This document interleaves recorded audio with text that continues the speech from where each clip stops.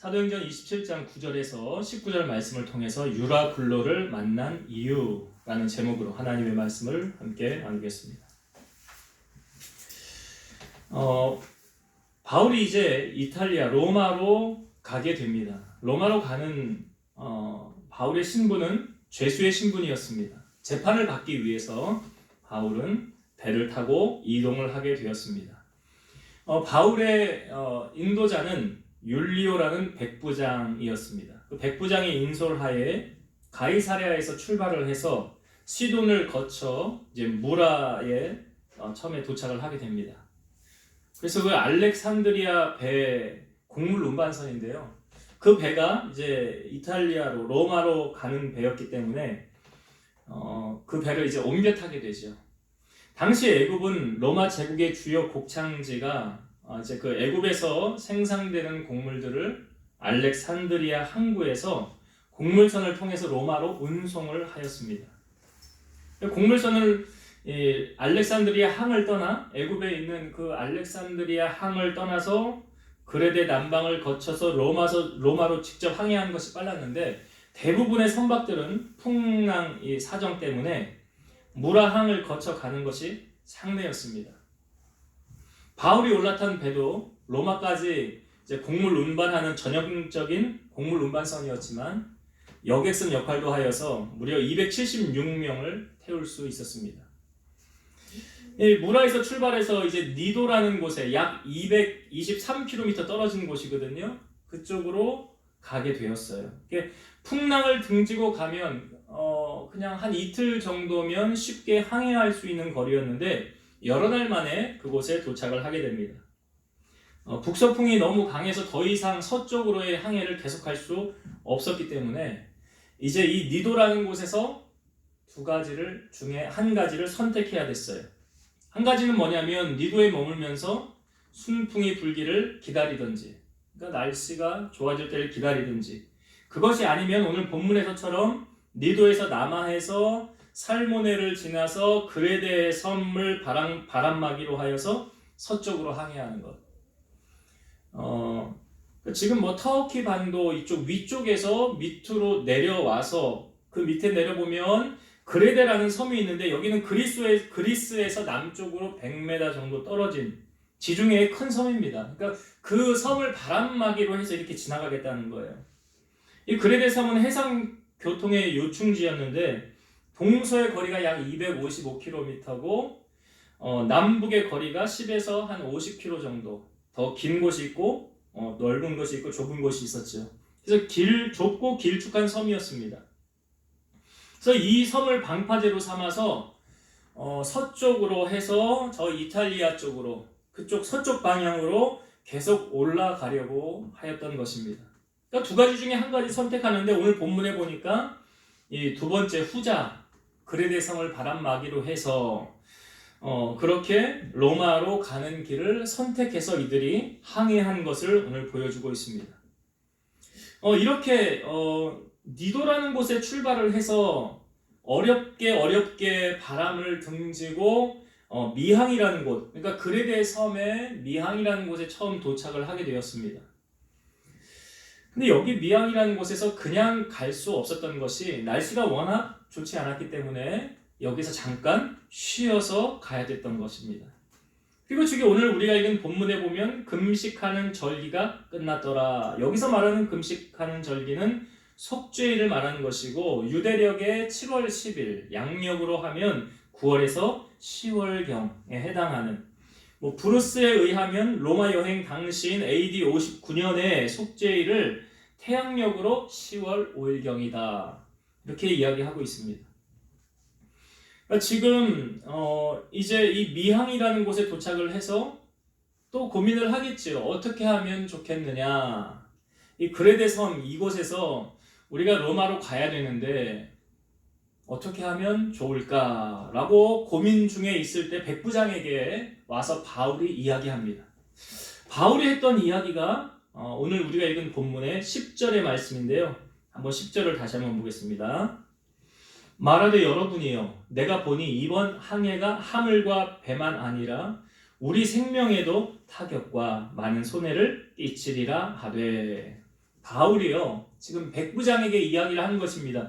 지금 만약에 가게 되면 우리가 배도 고난을 당할 것이고 배에 있는 우리의 생명과 우리가 가지고 있는 많은 물건에도 손해를 얻게 될 것입니다. 그렇게 백부장에게 바울이 말을 해주었어요. 그런데 11절의 말씀에 보면 백부장이 누구의 말을 들었나 보세요. 11절 백부장이 선장과 선주의 말을 바울의 말보다 더 믿더라. 바울은 분명히 지금 가면 우리가 많은 손해를 얻게 될 것이고 생명에도 위협을 끼칠 수 있습니다 라고 말했는데 백부장이 바울의 말보다 누구의 말을 더 들었대요? 11절 보니까 선장과 선주의 말을 바울의 말보다 더 믿었더라. 그러니까 선장과 선주는 그 배를 운송하는데 책임자 아닙니까? 책임자. 그리고 이들은 연륜과 경험이 풍부한 사람이죠. 바울은 반면에 뱃일을 한 사람은 아니었죠. 그 전에 전도 여행을 하기 위해서 배를 타고 이동한 경험은 있지만 한평생 바닷가에서 살아온 사람들의 말을 듣는 것이 백부장의 입장에서는 더 도움이 되지 않을까. 그래서 백부장은 바울의 말보다 누구 말을 믿었대요? 선장과 선주의 말을 더 믿었더라. 그래서 백부장은 이제 바울의 말을 무시하고 선장과 선주의 말대로, 그 말은 무엇이었겠습니까? 괜찮습니다. 이 정도 날씨는요. 내가 많이 항해를 해봤는데 이 정도는 괜찮습니다. 그냥 가도 괜찮을 겁니다. 그런 말이었겠지요. 바울의 의견과 상반된 의견이었겠지요. 그러니까 바울의 말보다 선장과 선주의 말을 듣고 그들이 하자는 대로 백부장은 따라서 하게 됩니다. 성경을 보면 바울은 그냥 백부장에게 한 말이 아니라 어떻게 보면 하나님의 감동을 받아서 그 말을 백부장에게 전한 것이었고, 선장과 선주는 경험에 의해서 한 말이었다는 거죠. 여러분, 두 가지 말 중에 어느 것이 더 신빙성이 있을까요? 어느 것이 더 믿을만 할까요? 세상의 사람들은 백부장처럼 하나님을, 이 사람이 믿지 않는 사람이었겠죠. 만약 하나님을 믿는 사람이었다고 한다면 선장과 선주의 말보다 바울의 말을 더 믿었겠지요. 고린도전서 1장 25절 보면 하나님의 어리석음이 사람보다 지혜롭고 하나님의 약하심이 사람보다 강하니라. 그 어떤 똑똑한, 연륜이 많고 경험이 풍부하고 그런 사람보다 하나님의 말씀이 더 우선순위에 있다라는 것을 성경은 우리에게 말해주고 있습니다. 왜 그렇습니까, 여러분? 바울의 말을 듣고 순종하면 누가 책임질까요? 하나님이 책임지시는 거예요. 그런데 선장과 선주의 말을 듣고 잘못되면 그 누가 책임집니까? 선장과 선주가 책임집니까? 아니에요. 그렇지 않아요. 세상의 사람들은 자기 좋은 대로 말하고 자기 유리한 대로 말하고 지켜지지 않으면 그냥 넘어갑니다. 책임을 전가해버립니다. 여러분, 때로 사람들은 많은 돈을 들이고 시간을 투자했음에도 성공하지 못하고 실패했을 때 이런 말들을 자주 합니다. 비싼 수업료 내고 공부 좀 했어. 비싼 수업료 내고 인생 공부 좀 다시 했어. 여러분, 만약 실패할 줄 알고도 강행하는 사람들이 있다고 한다면 그들은 무지한 사람이고 어리석은 사람이에요. 뻔히 실패하는 게 보이는데 큰 불구덩이 속에 들어가는 것은 미련한 짓 아닙니까? 근데 오늘 말씀에 보니까 이 배가 지금 그런 상황에 놓이게 된 것이었어요. 지금 바울이 말해주지 않았습니까? 지금 가면 안 됩니다. 이 배만 손해를 보는 것이 아니라 우리 생명까지도, 또 우리가 가지고 있는 모든 것도 다 지금 손해를 보게 될 것입니다. 말을 해주었음에도 불구하고 그 말을 무시하고 듣지 않았다는 거예요. 자, 이들은 바울의 말을 무시하고 출항을 하게 됩니다. 13절의 말씀에 보면 남풍이 순하게 불매 그들이 뜻을 이룬 줄 알고 닻을 감아 그레데 해변을 끼고 항해하더니. 자, 처음에 출발은 상당히 좋았다는 거죠. 남풍이 순하게 불매 그들이 뜻을 이룬 줄 알고 선장과 선주의 말을 듣기를 잘했구나. 역시 경험이 무시 못해. 역시 연륜 그거 그냥 되어지는 게 아니야. 그러니까 백부장의 생각에 내가 저들의 말을 듣기를 참 잘했구나 라고 생각했을 거예요. 13절까지만 보면. 그런데 14절을 봅시다. 14절. 얼마 안 되어 섬 가운데로부터 유라굴로라는 광풍이 크게 일어나니. 얼마 안 돼요. 그렇게 순풍이 불고 잘 됐구나 라고 생각했는데 조금 가다가 무엇을 만납니까? 유라굴로라는 광풍을 만나게 됐어요. 여러분, 이들이 왜 광풍을 만난 것입니까? 제가 오늘 본문의 제목을 유라굴로를 만난 이유 이렇게 제목을 정했어요. 유라굴로를 만난 이유. 왜 이들이 유라굴로라는 광풍을 만나게 되었을까? 여러분, 이 광풍을 안 만날 수도 있었지요. 누구의 말을 들었으면요? 바울의 말을 들었으면. 그러니까 지금 이 유라굴로라는 광풍을 만난 것은 이 선장과 선주의 말을 들어서가 아니에요. 하나님의 말씀에 대한 불순종이에요. 하나님의 말씀에 불순종한 결과 바울이 지금 하나님의 감동을 받아 이 대신 말해준 거 아닙니까? 그것을 한 귀로 듣고 한 귀로 흘러버리니까 그들이 지금 유라굴로 광풍을 만나게 된 거예요. 여러분, 이 광풍을 만나게 됨으로써 이들이 치러야 하는 대가는 무엇이었습니까? 성경을 봅시다. 15절의 말씀. 15절. 배가 밀려 바람을 멈추어 갈 수 없어 가는 대로 두고 쫓겨가다가. 광풍이 막 불어오니까 이제 이 키를 잡고 운전을 하는 이 선장이 자기 마음대로 운전이 됩니까? 안 됩니까? 안 되죠. 운전이 안 돼. 이 다른 말로 말하면 통제가 안 되는 거예요. 내 뜻대로 안 되는 거예요. 내 뜻대로. 내 뜻대로만 되면 얼마나 좋을까요? 가고 싶은 대로만 가고 거기에 도착하고 하고 싶은 대로 하고 일을 보고. 그런데 지금 유라굴로를 만나서 이들이 그냥 어찌할 수가 없는 상황에 이르게 되는 거예요. 그래서 성경에 보니까 바람에 맞추어서 그냥 바람에 밀려 떠가는 대로 그냥 가는 거예요. 이 배가 자기의 목적과 상관없이 가는 거예요. 저는 이 말씀을 보면서 지금 내 뜻대로 안 되잖아요. 배 움직일 수가 없는 거 아닙니까? 여러분, 자녀를 키울 때 보면 이 자녀가 내 마음대로, 부모님들에게 말하는 거지만 자녀가 내 마음대로 잘 됩니까? 안 됩니까? 내 마음대로 통제가 잘 돼요? 내 말을 잘 들어요? 따라줍니까? 저는 성경을 보면서 깨달은 게 있어요. 뭐냐면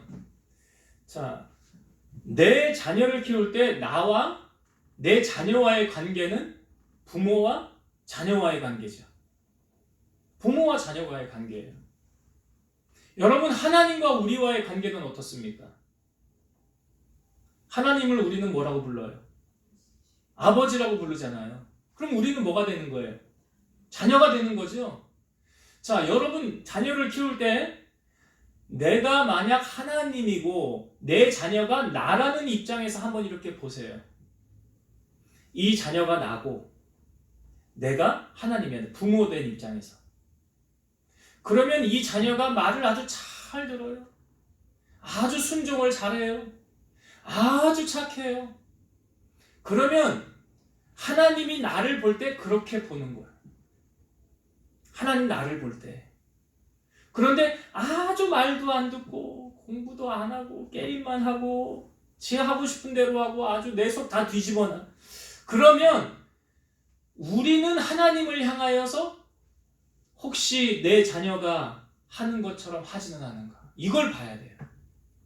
이거를 보고 나서 자녀가 나에게 잘하는지 못하는지 그걸 봐야지, 나는 하나님 앞에 엉망이고 할 것도 안 하고 못하면서 내 자녀만 들들 걷고 너 나한테 잘해라, 효도해라, 공부 열심히 해라, 이렇게 하면 이거 앞뒤가 안 맞는 논리예요. 그래서 여러분 철저하게 기억을 할 때 자녀를 키우는 부모들은 내 자녀를 볼 때 무엇을 견주어 생각해야 되냐면 하나님이 나를 보는 시각, 내가 자녀를 보는 시각. 내 자녀가 나한테 하는 것 어떻게 하는가? 내가 하나님한테 어떻게 하는가? 이걸 봐야 돼. 이걸 생각해야 돼. 자녀 말 안 듣는다고만 그렇게 하면 안 돼요. 내가 지금 하나님 앞에 올바르게 행하고 있는가? 주님 마음 기쁘시게 해드리고 있는가? 그걸 봐야 돼. 그러면 그 자녀의 마음도 하나님이 움직이시는 거예요. 돌이키시는 거예요. 이거는 못 보면서, 내가 하나님 앞에 행하는 그걸 못 보면서 내가 하나님 앞에 자녀인데 내 자녀만 들들 볶는다고 되어지는 일이 아니다라는 거예요. 오늘 여러분 보세요. 불순종하여 가니까 이게 통제가 돼야 안 돼요. 여러분 자녀도 품 안의 자식이지.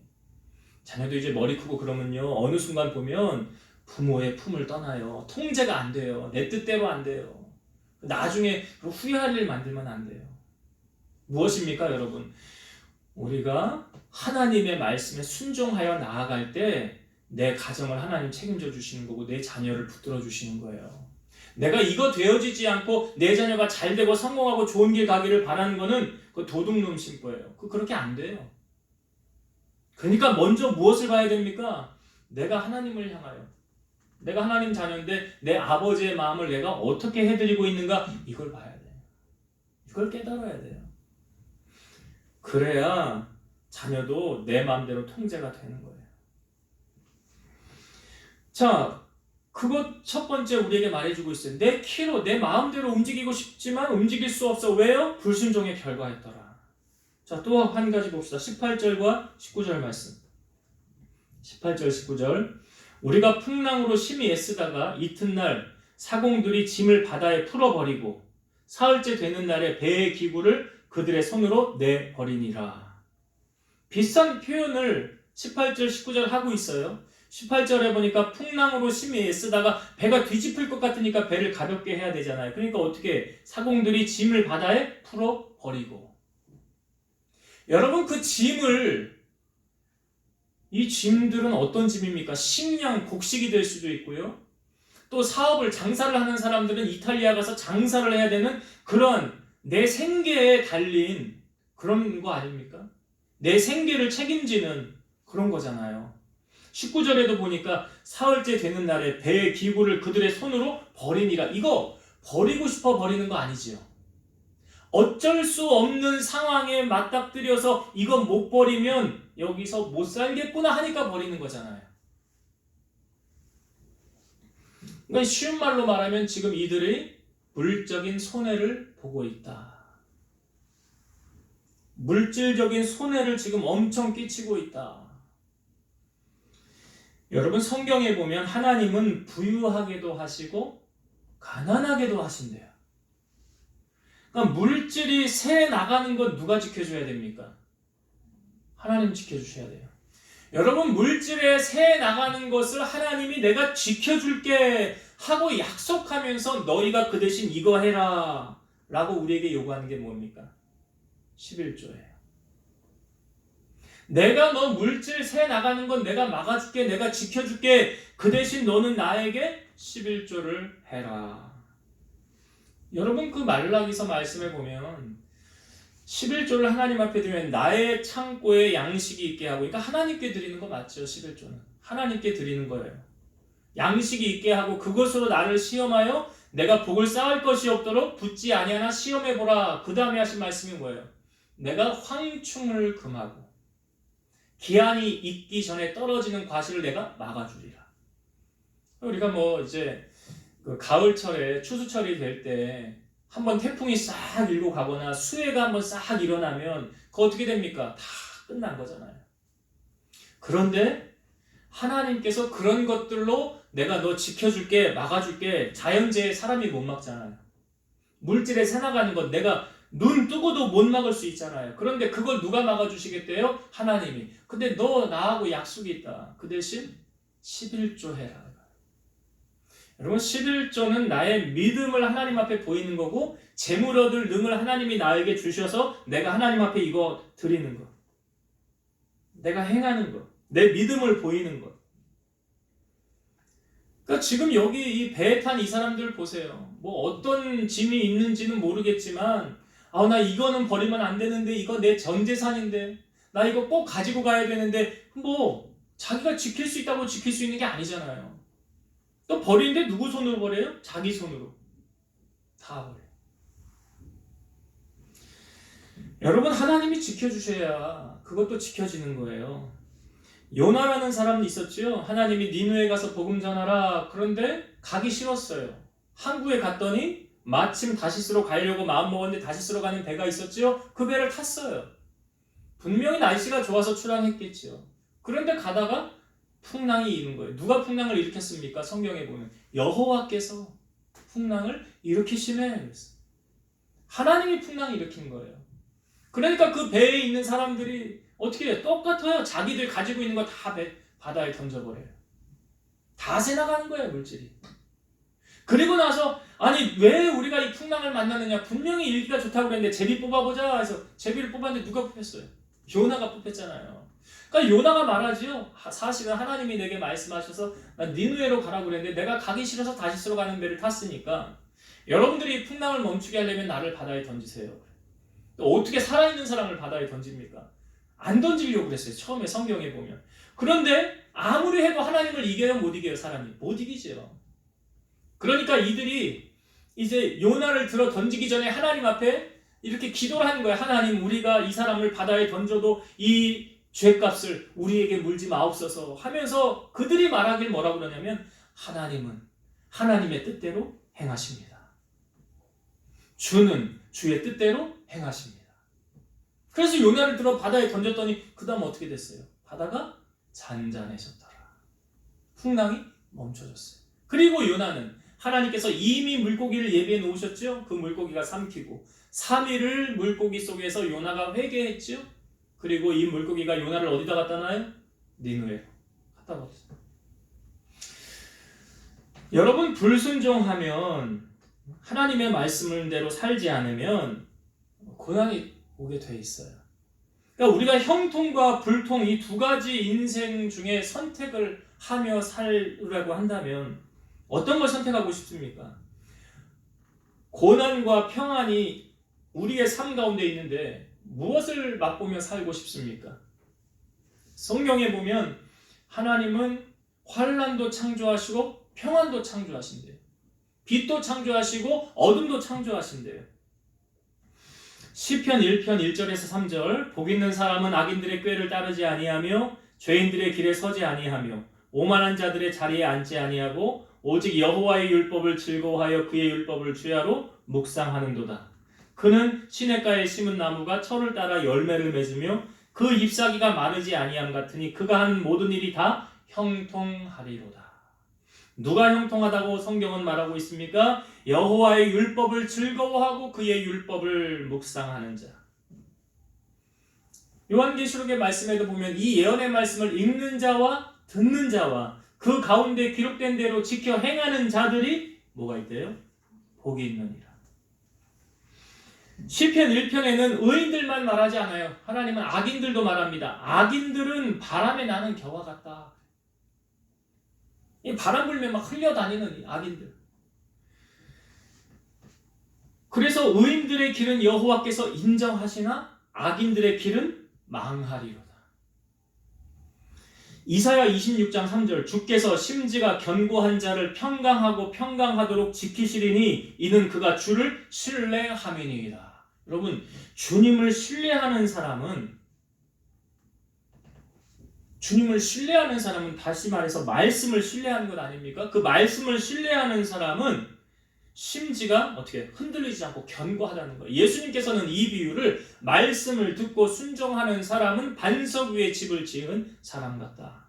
풍랑이 오고 고난이 오고 환난이 와도 넘어져요, 안 넘어져요? 안 넘어져요.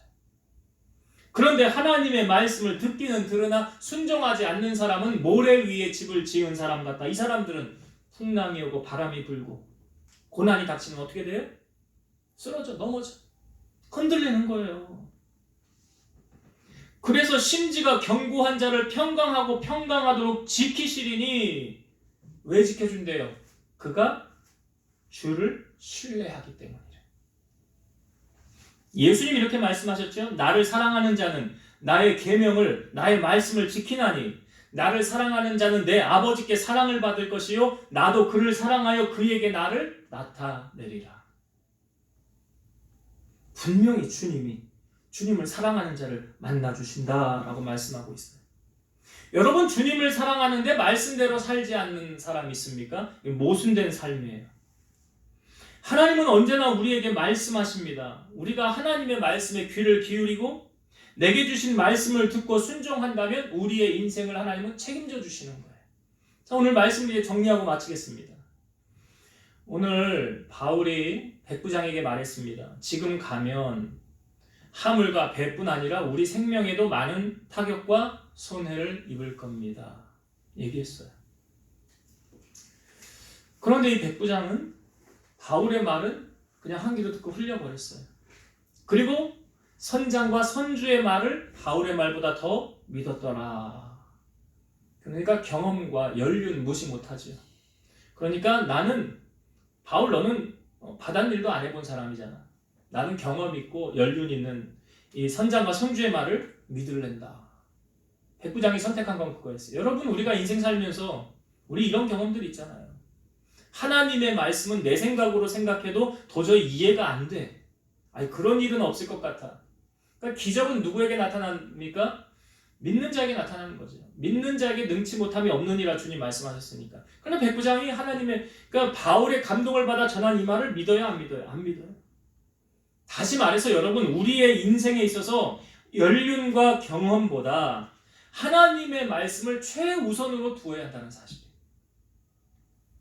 하나님의 말씀을 가장 우선순위에 두어야 한다는 거예요. 바울은 그래서 내게 있는 그 모든 것을 다 배설물로 여기고 버렸더라. 왜? 예수를 아는 지식이 가장 고상하기 때문에. 오늘 우리의 삶이 그러해야 돼요. 만약 백부장이 바울의 말을 믿었더라면 이런 어려움 당하지 않았겠죠. 불순종한 결과가 오늘 성경은 분명히 우리에게 알려주고 있습니다. 첫 번째요, 순항하는 것 같았는데 얼마 안 돼서 유라굴로 광풍을 만나게 됐지요. 자, 빨리 키를 움직여서 자기가 가고 싶은 대로 가려고 했지만 갈 수 있습니까? 못 갑니까? 못 가요. 통제가 안 돼요. 내 뜻대로 안 되는 거예요. 그냥 불순종한 결과 얻는 대가가 무엇입니까? 내 맘대로 되어지지 않더라. 인생이. 여러분, 이스라엘의 초대 왕이었던 사울 왕이 있었어요. 이 사울 왕이 처음에 겸손함으로 출발했어요. 그런데 그의 끝은 교만으로 바뀌어졌어요. 어떻게 해요? 하나님께서 사무엘을 보내서 아말렉을 물리쳐라. 거기 있는 모든 것 하나도 가져오지 말고 다 멸해라 했는데 이 사울이 전쟁에서 이긴 다음에 자기를 위한 기념비를 세우고 거기 있는 좋은 거는 다 가져와요.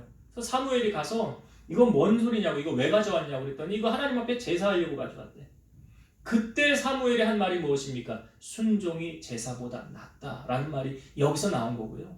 하나님께서 사무엘을 보내기 전에 하나님께서 사무엘에게 이렇게 말씀하셨어요. 내가 사울을 왕 삼은 것을 후회하노라. 하나님은 후회합니다. 왜?